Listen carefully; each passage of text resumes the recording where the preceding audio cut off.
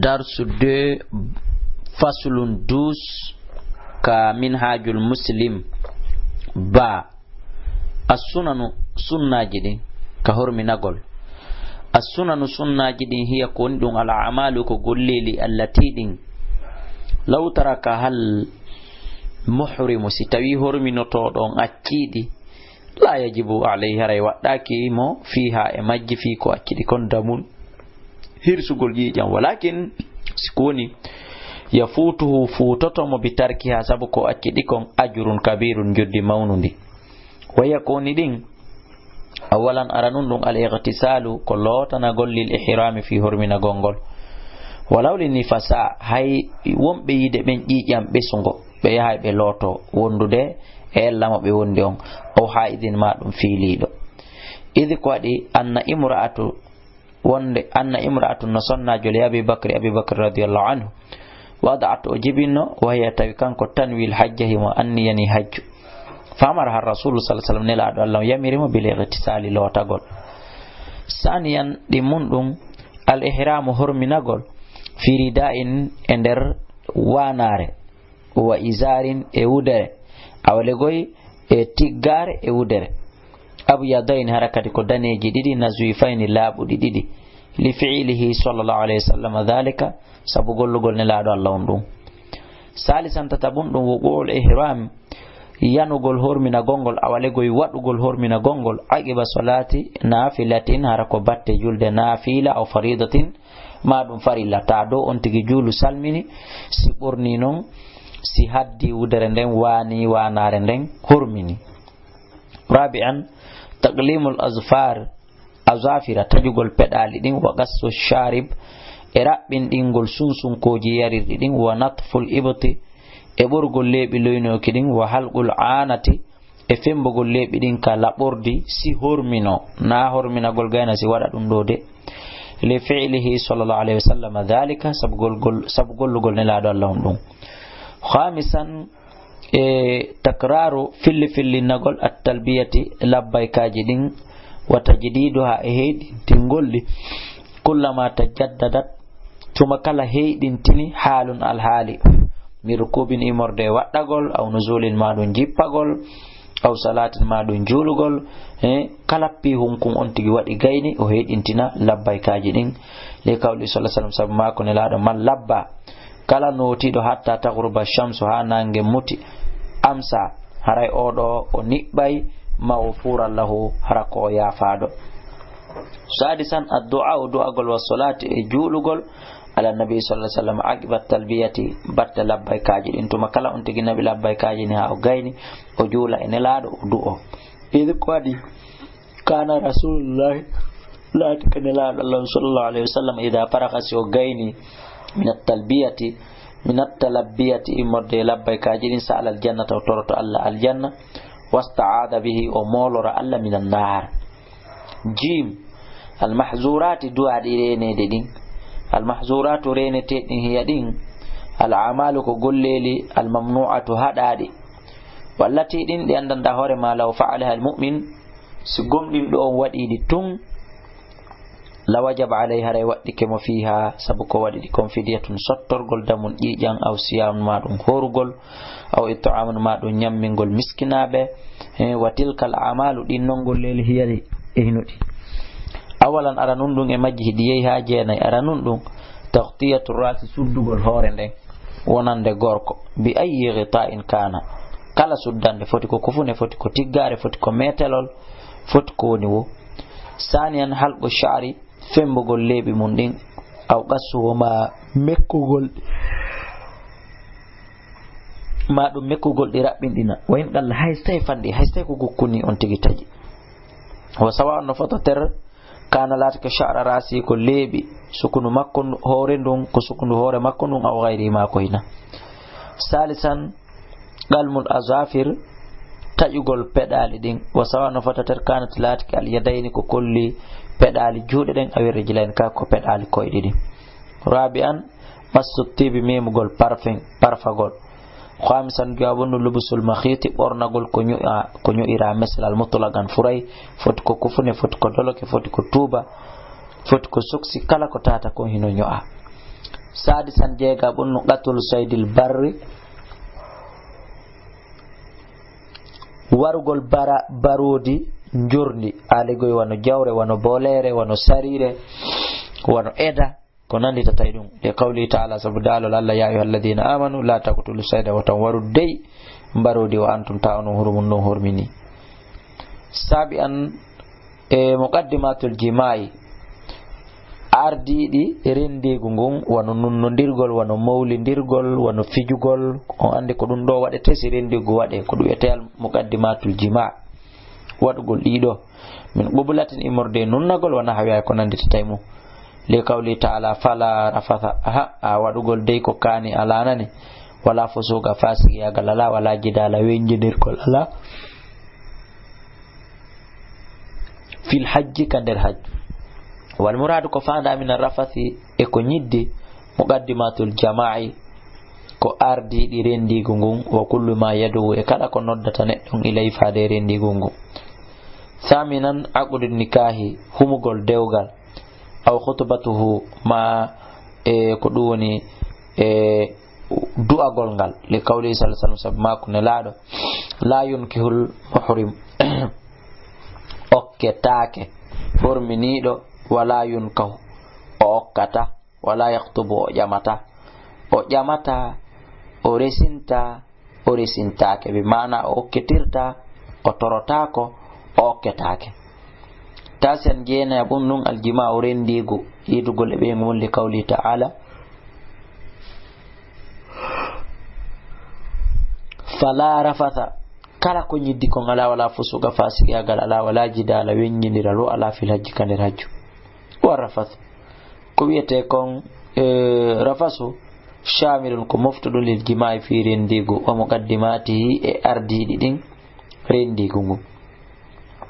hukumu hadhihi almahzurati nyaawore non jonno dipiji hadadi do mo wadidi hukumu hadhihi almahzurati nyaawore dipiji hadadi do al khamsu jowi al ula aranun do man fa'ala kala golludo wahidan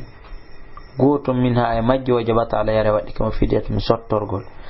wa yakoni dum konko sottorte siyamu salasata ayyam ko horgol balde tati aw it'amu sittati masakina mani mingol miskinabe sappo sittati masakina miskinabe jeego afwan likulli miskin kala miskin goto muddan ko mudore de goto min burrin imorde ngawri aw dhabihi shatin ma dum hirsgol dammi li qawli ta'ala faman kana minkum maridan aw bihi adan min ra'si fa fidyatun min siyamin aw sadaqatin aw nusukin wa amma qatlu sayd amma wargol barodi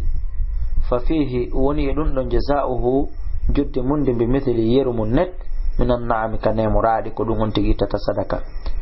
embere ko wari kon li qawli ta'ala fa jazaa'un dun ko juddi mithlu ma qatala embere ko wari kon min an-na'am kana muradi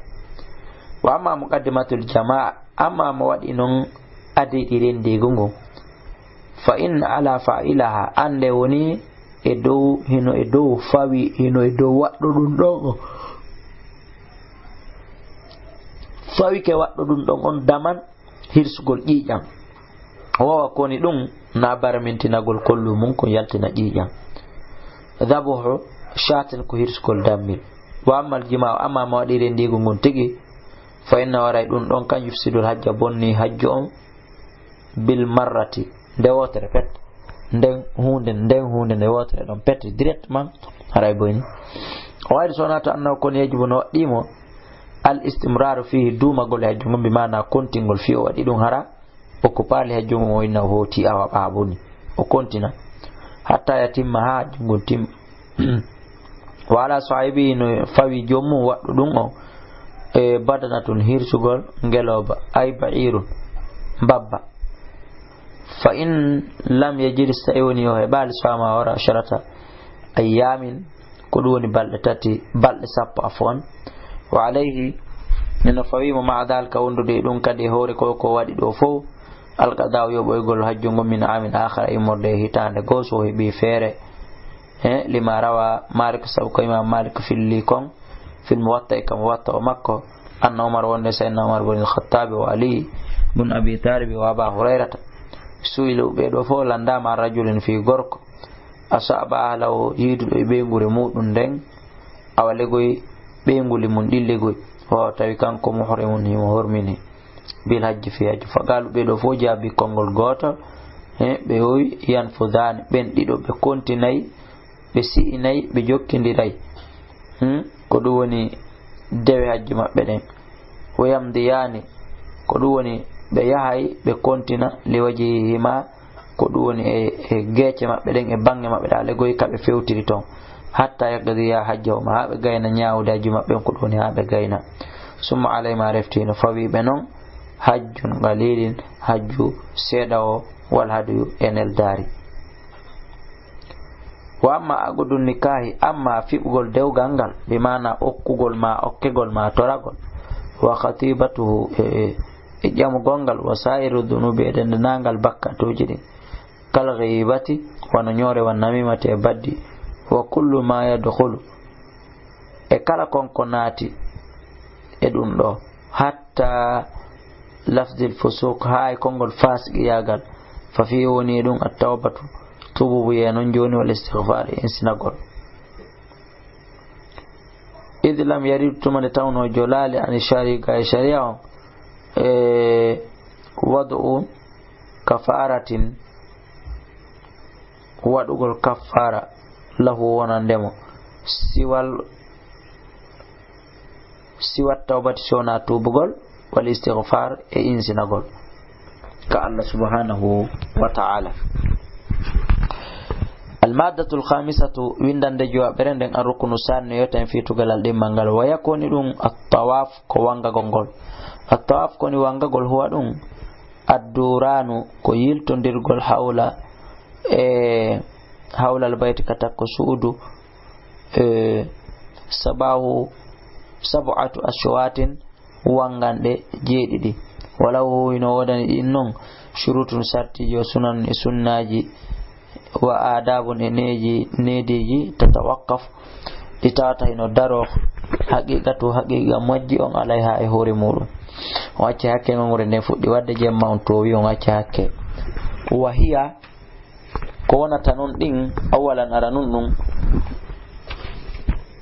shurutuhu ko sarteji mun din wa yakun in sarteji din kadno yedo ha hella jeddi awalan aranun anniyat ko anniyagol inda shuru sanga on tigi natani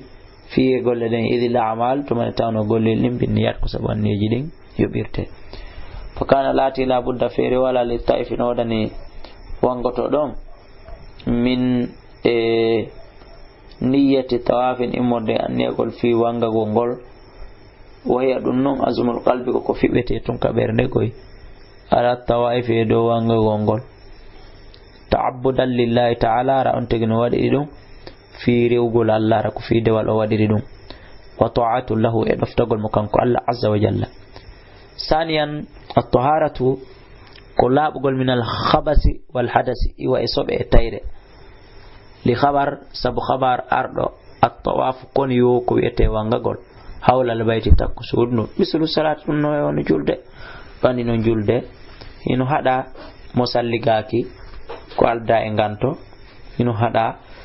bolota kilongal. Salisan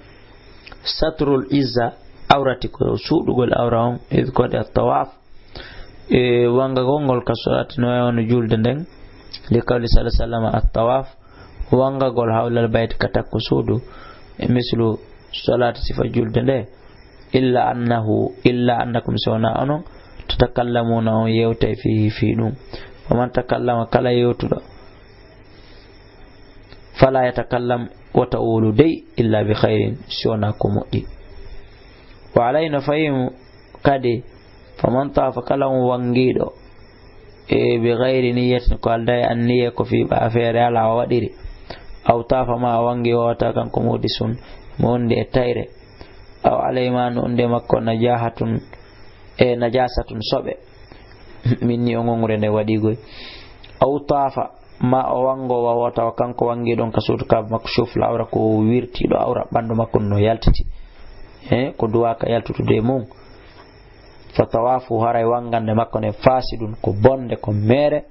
wa alayna fayma idaduhu fillitagol wanga gongol.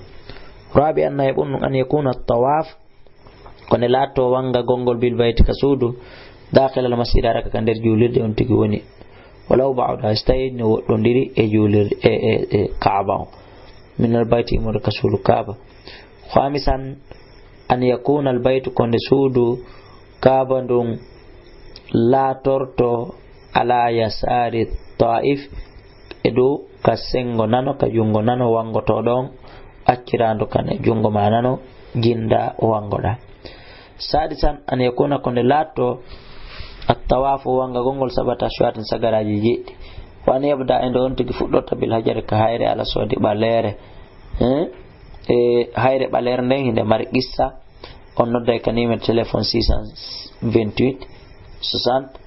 5309 651 même numéro et 631 même numéro. ويختمه وفرمرا وانغا غونغول ويختمه وفرمرا وانغا غونغول به سابوندن دون هايره كادي ما دو يختمه وفرمرا وارندن وتمنيرا هايرندن به وانغا غونغول لفعل رسول صلى الله عليه وسلم ذلك سبغول غول لا دالون دون كما ورد ونو جولري في الصحيح كصحيح البخاري. سابعا يدبون ان يوالي ان هيكنديرا بين الاشوات حقنده wanganduji din sagaraji din falafsilu bi bainahuma halaw sendini dala kunde majjili gadda rotin ko alda gollugol lorna walaw fasola haystayuni seedi sendindiri bainaha hakkunde mudum walaw fasala style on tigi sendindiri bainaha hakkunde mudum yilsuden asabi an jeddabun an yuwali ande hikkindirta bainal ashwat hakkunde wanganduji din sagaraji din fala yafsilu haraw sendini dal bayna hakkunde mudul ghairi daruratin ko alda lorra wala afdala haystayuni no walaw fasala stayuni o sendindiri bayna hakkunde mudum wa taraka o acci o tewi ke paso acci al mawalati jokkindir gongol li ghairi daruratin ko alda lorra yatula ko dum haray batala afwan batala haray boni tawafuhu wanga gol makko gol wa wajabat haray waddike mo i'adatuhu ko duni fillitagol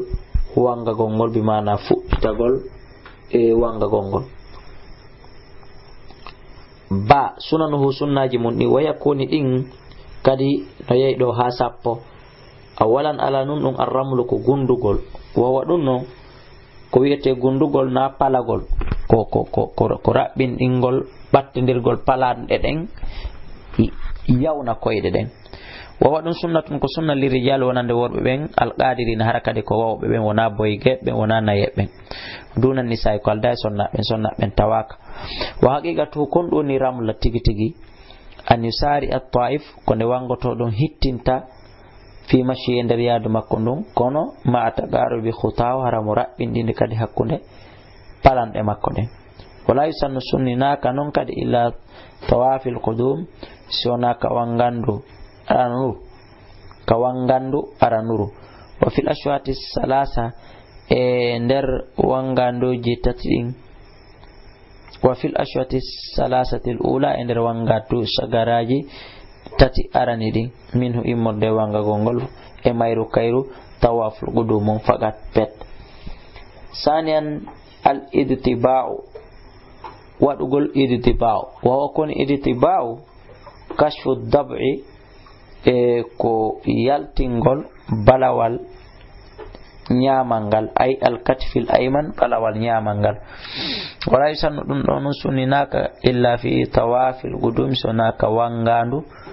ara nuru khassatan spécialement wali rijal no wadane worben duna nisa'i ko alday sonna ben kambe be tawaka wa yakunu ekadilato fil ashwati sab'ati ender wangandu jin yahande den sagaraji din jeddi amatan funu hubiri. Salisan tata'undum takbilul hajar ko jabugol ko nunnagol hayren al aswadi balere den inda badi tawafi sanga fuddagol wanga gongol in amkana sinewike bayno yimbe ben no dudi wa illa sona do iktafa o yonde nora bilamsi memirgol nde biliyadi jungo gon awil isharati ma sappagol nde hay ɗum ko son tigi waaw inda ta'adduri dhalika sumantemande ɗi piijiɗa ngantini alegoy tuma ɗironka li fi'lihi sabu gollugol ɗum alayhi salatu wassalam nelaɗo allah dhalika ɗum rabi anna ɓumno qawlugol bismillahi wallahu akbar allahumma ya allah imanan bika ko gomɗingol wa tasdiqan e gongel bi kitabika wa fa'i hunnugol bi arikadi mande e wattiba'an e ka jokkugol li sunnati nabiyika muhammadin sallallahu alaihi wasallam e inda badi shawti sanga fuddagol sagara al awwal aran o nam khamisan addu'a du'a gol athna at-tawaf ender wanganu wa koni dum ghayru muhaddadin nako happa wala muayyanin wanako todda bal kon yad'u on tigi ko toro kullu ko toran kullu taifin kala fedde bima yaftahu Allah alaykum ko Allah subhanahu wa ta'ala udditani mo khayra sunatu annahu kanko yusannu hinu sunnina e khatamu fermirgol kullu shawtin kala shawt kala sagara bi qawlin kongol wigo rabbana atina fi dunya hasanatan wa fil akhirati hasanatan wa qina adhaban nar tuma kala wadi labbay kajinin e tuma kala o wadi wanga duji din ha timini o janga o do du'a sadisan jega wonnu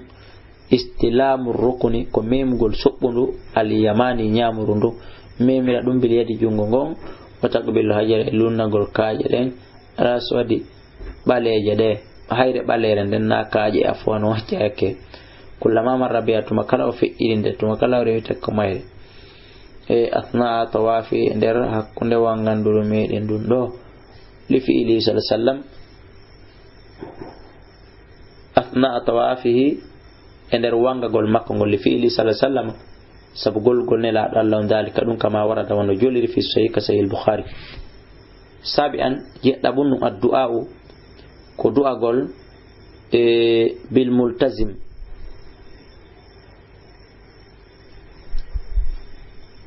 addu'a wiiden ko du'a gol bil multazim du'a kolo ndiraado e mudum inda al-faraghi sanga on tigi gayni min at-tawaf imorde wanga do wal multazim ko ete multazimu huwa dum al-makanu ko nokkure ma bayna babil bait